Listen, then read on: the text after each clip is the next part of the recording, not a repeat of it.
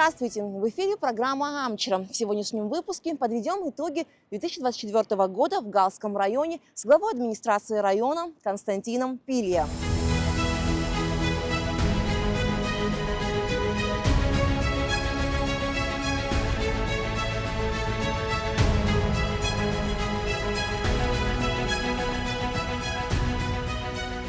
Константин Эдуардович, здравствуйте. Расскажите, пожалуйста, каким был уходящий 2024 год для Галского района, каких успехов удалось достичь и все ли поставленные цели и задачи вообще были достигнуты? Год был, как обычно, каждый год напряженный, никогда не бывает легко.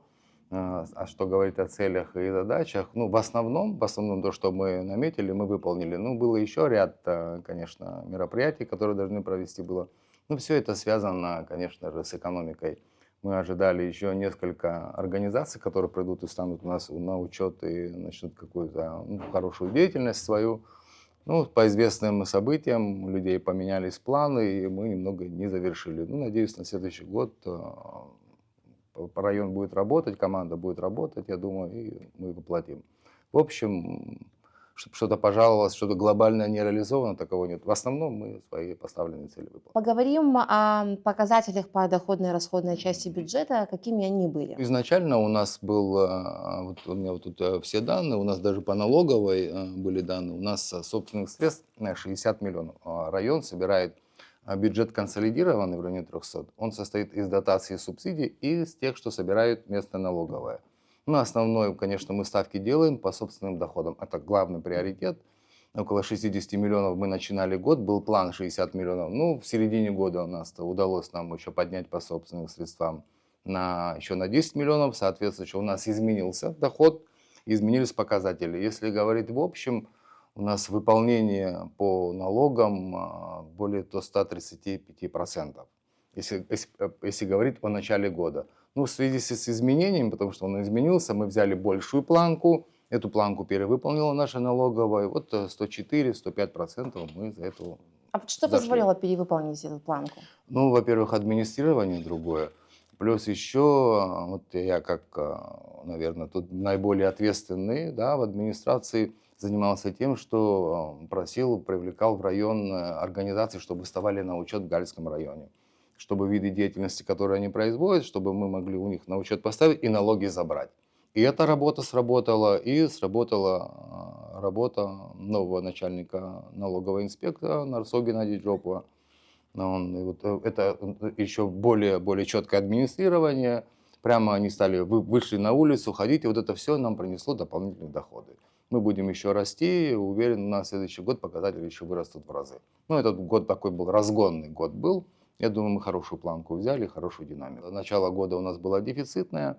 Ну, за счет вот этих поступлений мы вышли на проект 2025 года, уже бюджет у нас будет бездефицитным. Конкретно у нас вот на 2025 год 376 миллионов, на 2025 год, а 2024 год у нас был 365, совершенно, вот почти 11 миллионов мы выросли за год. Ну, чтобы понимали, 11 миллионов это, наверное, для Сухума это совсем малая цифра. Но она состоит из небольших налогов, из оплат, из подоходного. И вот так и по крупицам я считаю, что из того, что в Гальском районе состоит, это уже показатели серьезные, процентово серьезные. Вы вначале сказали, что район получает дотации и Конечно. субсидии, правильно понимаю? Да. Вот это вот какая сумма вообще, да, дотаций и субсидий, и на что именно район вообще тратит их, да, ежегодно? Дотации и субсидии. Субсидии это идут на заработные платы. Это республиканские средства, средства Российской Федерации, было через республиканский бюджет. Оно шло в фонд заработной платы основным категориям, то есть врачам, педагогам и работникам культуры. Непосредственно у кого часы, кто работает с детьми, там руководитель, директор, они эти деньги не получают. Они эти средства получают из местного бюджета. А основные категории, которые непосредственно работают, у кого часы, вот эти деньги шли им на доплаты. Субсидии это те средства, за которые мы уже своими средствами, местным бюджетом, уже просто не вытягиваем. И республика нам помогает. Вот в общем сумме у нас на 2025 год у нас по субсидиям вообще 155 миллионов, и также и по дотациям тоже одинаковая сумма. В общем у нас вышло 376 миллионов на следующий год. А в этом году цифра, она вообще меняется, да, ежегодно, правильно понимаю? Ну, в зависимости от работы, конечно. Все это на динамику роста. Мы все так, главы администрации, такие задачи перед нами ставили. Оно и верно, что мы должны все показывать рост. Если в конце года одна из администраций не показывает рост, ну, значит, у тебя неправильное администрирование, неправильная работа, ты должен постоянно расти. И когда вообще правильно, и оно считается нормальным, если у тебя рост 3-5%. Это естественная динамика. Но у нас получилось больше, потому что мы смогли в район привлечь извне. И извне пришли предприятия, и потому нам было. Если говорить на местных окладах, ну, экономика растет, бюджеты растут местных, торговля растет, и вот это все дает эти 3-5%. Мы пересилили и эту процентовку, и вот ну, вроде бы хорошо.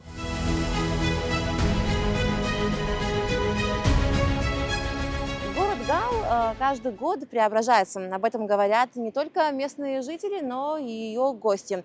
Расскажите, пожалуйста, какие работы были произведены в 2024 году по благоустройству города? И вообще с какими проблемами, может быть, трудностями вы тоже сталкивались? Вы знаете, у нас считается, что в Гале чисто, да, так более-менее. Но основная проблема, наверное, как у всех, это кадровая, да, вот именно людей, кто занимается уборкой. Вот там у нас штат дворников, вот, кстати, вот они там сидят. Вот очень большая текучка, это все-таки такая работа. Мы стараемся оплачивать даже по штатке, где-то 1,5 штата заплатить, чтобы люди не уходили. Но с этой текучкой были проблемы. Но у нас в основном, не в основном, у нас все работают местные. У нас нету ни одного гастробайтера, ни одного там восточного человека. У нас все местные, все гальцы. Ну, это тем более, когда местный убирается, он как бы еще и любит, даже и это все получается и чище. А вообще мусор не приходит с осадками, это делают люди. И в Гале особо не любят сорить и стараются, вот как, знаете, чтобы мусора было поменьше, за что и благодарен людям, и такого объема такого работы такой нету. Мы поддерживаем чистоту, эта чистота еще была предыдущими руководителями, была вот такая тенденция задала, и мы эту планку стараемся не занижать. А вот в целом работа по благоустройству города. У нас большие технические проблемы, они реально так. У нас городская служба очень мало снабжена коммунальной техникой. Реальные проблемы. Помогают району. Ливан Гулливерович очень помогает, когда нам нужна техника, когда там какая-нибудь крупная помогает. Погрануправление нам помогает. Вот все ресурсы возможны, мы все задействуем. Так, между собой мы очень там, в рабочем режиме ежедневно общаемся. Просто все частники помогают, предприниматели помогают. И планы были бы на следующий год – это снабдить коммунальную службу необходимой техникой. Так вручную и каждый раз просить, ну, один раз, ну, два, ну, три, ну, 10, ну, сколько раз будешь просить? Я не раз обращался в правительство, чтобы немного помогли, ну, средств на Дальский район. Там частично помогал, конечно, президент там, на покрышки для автобусов, но на коммунальную службу, на технику нам не смогли помочь. И вот следующий год планы сделать все возможное, чтобы снабдить уже в полном объеме. Что касается ремонта, может быть, тротуаров, дорог в центре города, в целом, может быть, в районе, какие работы были произведены? Ну вот мы восстанавливали вот тут в центре города, наверное, вы уже знаете, мы делали парк. Это не просто поверхность, на парке стояла вода, это были коммуникационные работы, это чтобы дренажные работы. Так, чтобы мы где-то смогли положить асфальт, нет. Ну, проселочных дорог мы за год много подремонтировали. Все это средства в основном из дорожного фонда. Ну, дорожный фонд, он республиканский, у них ежегодно закладывается на все районы определенную сумму. Ну, вот эту сумму я выбирал ежегодно и по самым горящим проектам. Много еще чего надо сделать. Почти 148 километров дорог надо сделать проселочных. Все это такая щебеночно-грунтовая. Эти, как говорится, дороги живут, ну, живут, мы говорим, после ремонта до 8, 8, 9 месяцев до года. И потом это надо постоянно обновлять. Считаю, что это, да, немного лишняя, ненужная трата денег. Уж лучше делать от и до. Пускай это будет дорого, но качественно. Но из тех возможностей, которые есть, мы пока занимаемся поддержкой. Поддержкой дорог. Поговорим и о туристическом потенциале Галского района. Несмотря на то, что Гал имеет выход к морю, мы знаем, Мгм. что вот как остальные города, да, которые Да. имеют выход к морю, как курортные города, Гал не развит. Но тем не менее есть уже предпосылки, да? Да, потенциал Да, есть и потенциал есть, предпосылки есть. предпосылки есть. Расскажите, пожалуйста, об этом. Как в скором будущем, может быть, Галский Почти, район сможет да. принимать туристов? Прибрежная полоса почти 19 километров. Это отличнейшие пляжи, это красивые пляжи, это живописные места, но нет ни одного гостиничного комплекса или дома размещения, ни одного нет. И вот пока пытались хотя бы туриста пока завести, такого суточного. И это у нас получилось. К нам приезжали около 50, по-моему, туроператоров, там, союз операторов, они приезжали, они смотрели маршрут. И самый главный был маршрут, это, конечно, Ингургес. Это очень интересное инженерное сооружение. Договорились с руководством Ингургеса, договорились с погранслужбой. Процедура была такова, немножко она усложненная из-за режимного объекта. То есть туристическая фирма сначала была паспорта, предварительно скидывали паспорта, чтобы потом не досмотреть. Ну и вот так остальная группа уже была, очень понравилось, очень понравилось. Ну, сейчас для того, чтобы этот маршрут работал, он должен быть в маршруте Министерства туризма. Уже определенный, Включить его. как он должен быть включить. Он тоже процедурный, и сейчас и по этой процедуре находится в службе госбезопасности. Сейчас служба нам даст добро, и со следующего года мы уже можем приглашать туроператоров для того, чтобы они уже могли продавать вот эти вот такие маршруты. А вот в целом, по вашему мнению, какой потенциал, да, у Галского района, чтобы все-таки этот район был развитым, да, и экономически? Потенциал просто огромнейший. На берегу моря эвкалиптовые рощи. Это такой аромат, это такая красота. И в Гальском районе, в селе Гудахуч, раньше называлось Приморским, там были только коттеджные поселки для такой правительственной элиты на то время. Вы уже представляете, какая там планировка, красота.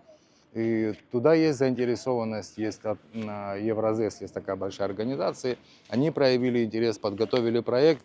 Ну, сейчас, пока выборы не пройдут, когда мы в какую-то вот такую политическую стезю не войдем ровно, навряд ли что-то будет это совершать. Ну, когда мы устаканимся, как говорится, проведем выборы, ну, эти проекты люди сразу вернутся. И вот у нас большой потенциал, и мы ждем, что у нас это все получится.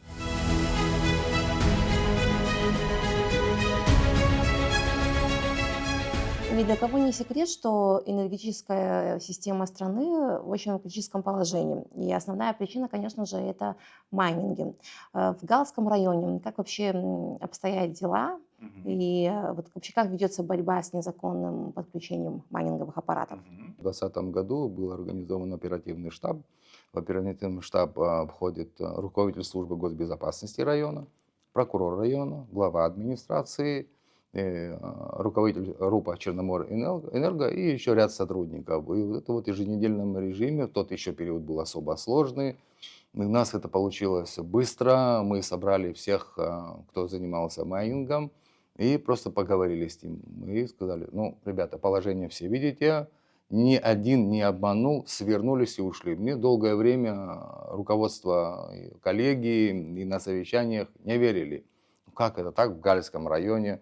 И даже было, если вы помните, одна перепалка была на тот момент с министром, когда я публично сказал на камеру, что в Гальском районе нет майнинга. Потом через сутки или через двое выходит, что это в Гальском районе нашли ферму. Но это был первый Гал. А первый Гал, этот Кварчальский район. Я говорю, в границах от канала до Ингур. Вот это зона ответственности. И вот эта борьба по сегодняшний день не прекращалась. И больших ферм у нас на сегодняшний момент уже в течение, наверное, 3 лет, ну так, если посчитать, может больше, вообще отсутствует. Есть небольшие, наверное, есть в домах, я говорю, наверное, потому что не уверен, но что меня обнадеживает, что просто обыкновенная статистика для неверующих. Вот у меня схема, это уровень потребления Гальского района с 2019 года. Вот 2019 года 93 миллиона киловатт-часов. И вот 24 год, 76. Это же о чем-то говорит. Это же говорит о том. И этот график был сделан до последних верных отключений. Я верный последний не считаю. До верных у нас было 76 миллионов киловатт-часов. Вот по годам. И вот мы вышли на уровень меньше 2019 года. Я думаю, это же показатель. Даже если мне там кто-то не верит, там, или нам не верит, или оперативному штабу, то есть официальная статистика, есть фидера, замеряется электроэнергия, и мы уже понимаем, сколько. Так, в принципе, мы с майнингами и боролись. Мы на фидерах проверяли, где, в какое направление выросло потребление. И шли по линиям, и вот там мы, когда находили, собирали, разговаривали, я в этом практически уверен, что у нас больших ферм, ну, если называть большие, там от 5, от 10. Ну, возможно, один-два где-то есть. Но Возможно. сейчас вот на заседании штаба руководитель Черноморэнерго очень часто говорит, что майнинг в основном на территории Абхазии– это бытовой майнинг, но крупных ферм как таковых нет. Да. Возможно, и в Галском районе, наверное, есть, Наверное, да, есть, бытовой. да. Но это совсем в малых таких количествах, что у нас не отражается на общем потреблении. Общее потребление, наш главный счетчик на Гальский, он бы нам показал бы уже большое, да, потребление. У нас держит он меньше 2019 года. У нас в этом году было 6 аппаратов было у человека Это в изъято. целом за год, да, вы изъяли? Это за год. Всего лишь 6 было, знаете, у всех аппаратов. За прошлый год было в одном месте около 15, из них там половина не работала. Ну вот крупных нету. По уровню собираемости мы не одни из лидирующих, мы лидирующие среди всех районов. И будучи на совещании, когда вел совещание Аслан Георгиевич, он говорил, почему гальцы собирают оплату. Цена одинаковая, оплата за электроэнергию одинаковая. Если у тебя нет счетчика, то ты по нормативу оплачиваешь. Вот эти нормативы мы зашли за 45% оплату за электроэнергию. 45% собираемости, да? 45%. У нас в общем из них 97 это юрлица и 42 физлица. В общем это у нас где-то около 45%. Это лидирующее положение. Это мало. Это мы, наверное, этим хвалимся, но вообще этим хвалиться даже нельзя. Это все мало. Собираемость за электроэнергию должна быть 100%. Мы пережили вот эти вот верные отключения, все люди померзли, и даже разговаривая с людьми, которые раньше говорили, ой, 1500 я не буду платить, для меня это дорого. Я говорю, а сейчас вы будете оплачивать? Например, если у вас будет электричество 24 часа в течение месяца, вы готовы будете за 1500? Бегом, говорит, будем платить, лишь бы оно было. Наверное, у людей вот как-то все в жизни в сравнении. Ашге Умбако, наверное, базировал здоровым. И вот это, наверное, тоже срабатывает. Надеюсь, это тоже как-то включит мозги, что этот товар, за него нужно оплачивать. За него нужно, хотя бы у нас генерация бесплатная, но у нас большие сетевые проблемы. У нас Черноморэнерго в ежедневном режиме борется с взрыванием станций, с налаживанием линий. И эту всю структуру надо задержать хотя бы на эти средства. Считаю, что показатель небольшой, но лучше. Скажите, но тем не менее, вот показатели в Галском районе, они одни из лучших, да, Да. во всех районах республики. По вашему мнению, это является результатом работы соответствующих Скажу. структур, либо же это осознанность населения? Скажу. Конечно, и осознанность населения, само собой, гальцы дисциплинированные в основном. Но что мы сделали? Мы подключили к сбору электроэнергии и не только возложили на РУП Черноморэнерго, это не функционал администрации, но мы все подключили глав администрации подключили, вот так сотрудников администрации подключили, вот так все вместе по селам, пошагово по селам, разъясняя, объясняя. Ну, были сложности, есть люди, которым и 1500 тяжело платить. Бывают такие единичные случаи. Ну, находим моменты, как им помочь, как обеспечить так, чтобы они могли продать свою продукцию. Ну, единственное, что я прошу, раньше была такая практика в Гальском, мы отключали электричество, если село не собирает, в общем, там же не все не собирают, часть платит, часть не платит. Была практика, выключали электричество по 2 суток. Вот, обесточивают село, мол, у вас не соберут. Я это делать запретил. Это дети, это продукты, это холодильники. Запретил это делать. Единственное, что я позволяю, наверное, на световой день, как мера воздействия. Такая мера тоже существует, не очень А возможности точечно отключать, вот, допустим, те или по иные... трансформаторам можем. Да, это не весь район отключается, это по направлению, около 40 с чем-то подстанций, и всегда есть выбор, где бы выключить. Но предупреждаем. Сначала обходит глава села с энергетиком и объясняет, вот если в течение недели мы не дособерем и не оплатим, то через неделю будет выключение. Вот потом соседи между собой начинают говорить, там, кто-то поругается, кто-то помирится, ну это эффективная мера оказалась. Ну, то есть в целом и население осознанное, и дисциплинированное. Да, все в комплексе. Все в комплексе. Да. По поводу задолженности. Большие задолженности предыдущих лет, конечно, они остаются таким тяжелым бременем. Мы обращались в Кабмин и все, чтобы как-то, наверное, людям эти средства списать. Наверное, мы будем продолжать это. Какая сумма задолженности? Я вообще точно дать не В могу. среднем Вообще можно. она просто огромная. Это много-много лет. Если начинать высчитывать, получится сумма, я даже не представляю, какое это. Наверное, несколько бюджетов в Абхазии, если по районам задолженность перед Черноморэнерго. Ну и по району такая же ситуация была. Потом задачу как ставят Черноморэнерго. Вот мы знаем количество в селе проживающих, да, с количеством домовладений. По количеству по домовладений начисляется сумма, и даже Черноморэнерго не знает, проживает, не проживает. У него по документам проходит как жилой. По факту человек может не жить, может просто лампочка горит, но на него все равно падает начисление. Ну, вот такие моменты существуют. По каждому случаю стараемся разбираться. Ну, предыдущие долги, вот я вам сказал, мне надо было убедить людей, что оплачивать здесь и сейчас. За предыдущие долги, наверное, нужно принимать решение Кабинету министров, но это дело будущего.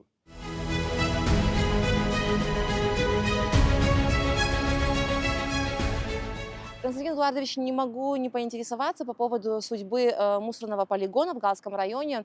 Насколько нам известно, из Сухума и Сухумского района сюда свозили все отходы. На сегодняшний день как Да, обстоят да, дела да, с этим полигоном? И сегодня сводится. Это в объеме почти 1200 кубов ежедневно. Представляете, какой объем? Огромный объем сводится. На эту тему мы педалируем, как говорится, очень давно, но побороть мы ее не смогли. Что произошло? Государство вложило средства в полигон в селе Кацикыт Гульджипского района. Практически оборудование все снабжено, но со слов мэра города, у которого будет на балансе свалка, не снабжена тоже нормальной техникой пока. Вот им нужен вступить в бюджетный год 25-й. Это для вывоза, да? Или Для того, чтобы так могла свалка заработать, они должны еще ее Соответствующая комплектовать. Да, техника, там погрузчик и все остальное. И по всему, вот в неделю назад встречался руководитель управления городского хозяйства Арлиба Дмитрий Александрович Гальская в Сухуме с мэром города и с руководством. И договорились, что они начнут оплачивать пока на этом этапе, хоть какие-то деньги взимать, чтобы мы могли там порядок привести, хотя бы то, что есть. Сделать ограждение, потому что и скотина заходит, и все. И попытаться все это вопрос решить до тепла. А котлованы уже не переполнены? Котлованы еще место есть, но новые уже не роем. Мы новые котлованы не выкапываем, мы это запретили. Все как-то пока помещаемся, и до тепла нам нужно это дело, как говорится, свернуть, иначе будет опять и запах, и все остальное. Вот у нас время до тепла. Я просто уверен, что уже в этом году, хотя ежегодно перекладывалось, но 25-й год уже точно свалка будет введена в эксплуатацию, и к нам перестанут возить. По гальскому мусору единственное, что мы сделали, разговаривал с депутатским корпусом, мы не разрешили его зарывать. И он у нас лежит в котлованах открытым способом, чтобы когда-нибудь, когда будут возможности, чтобы это можно было выбрать, его или сжечь, или переработать, что-то с ним произвести. А если мы его сейчас зароем, этот, как говорится, останется уже надолго и на века. И дабы это не допустить, он пока у нас открытым способом. Это свои проблемы приносит, но перспективу даст возможность очиститься. Поговорим и о криминогенной ситуации в районе. Много ли правонарушений бывает? Да. Я, как сказал, что Гальцы дисциплинированы у нас вот за 24 год. 100% раскрываемость. По-моему, ни в одном районе такого нет. Вот 45 случаев преступлений, тяжких. Там один было убийство с покушением, было одно. Все остальное такое средней тяжести. Вот у меня отчет района по УВД. Вот буквально 100% раскрываемость. Тяжких преступлений практически нет, если они только какой-то бытовой. На бытовой, может быть, да. Так, чтобы какие-то преступления были, чтобы тут воровали людей, как это было много лет назад, такого в Галле не происходит. Это не работа администрации ни в коем случае. Просто люди хотят нормально жить, устали от криминала, устали от всего. Хотят нормально жить, нормально развиваться, и мы должны делать все, чтобы люди видели завтрашний день. Что такое криминал? Вот у нас на период, когда не было электричества, выросло преступлений, по республике слышу, генераторы начали воровать, да, там, даже дрова где-то такое, даже так было. И это все зависит все от экономики. Когда, наверное, совсем, как говорится, тяжело человеку, нечего есть, наверное, идет на криминал. Потому власти должны делать все, чтобы человек сегодня имел перспективу завтрашнюю и имел чем заниматься. Тогда в голову не полезут мысли криминальные. Надо делать все, чтобы люди видели завтрашний день.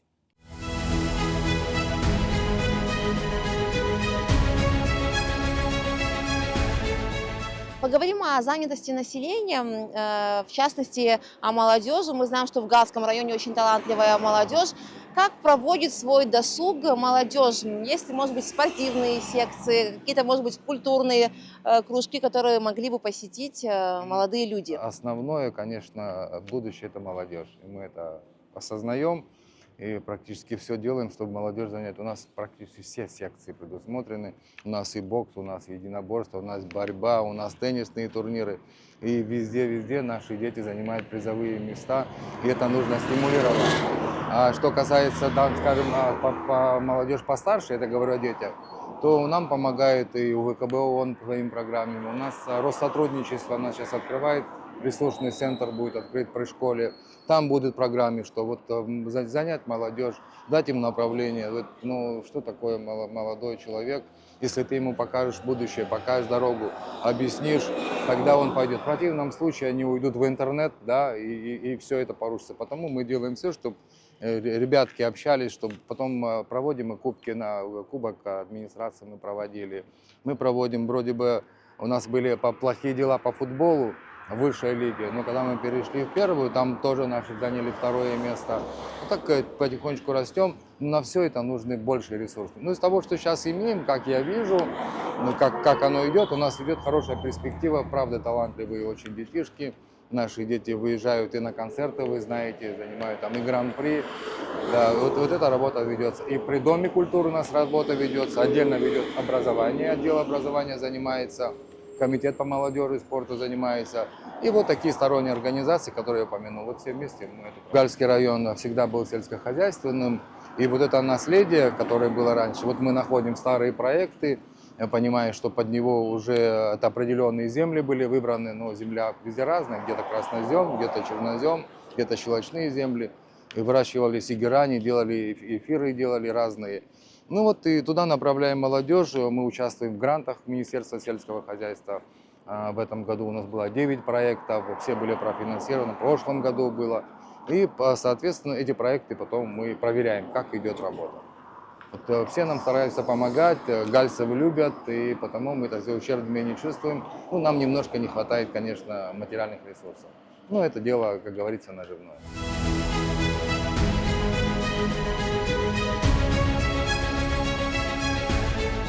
В завершении нашей беседы поговорим и о намеченных планах в новом 2025 году. Приоритет – это снабдить район, снабдить коммунальную службу необходимой техникой.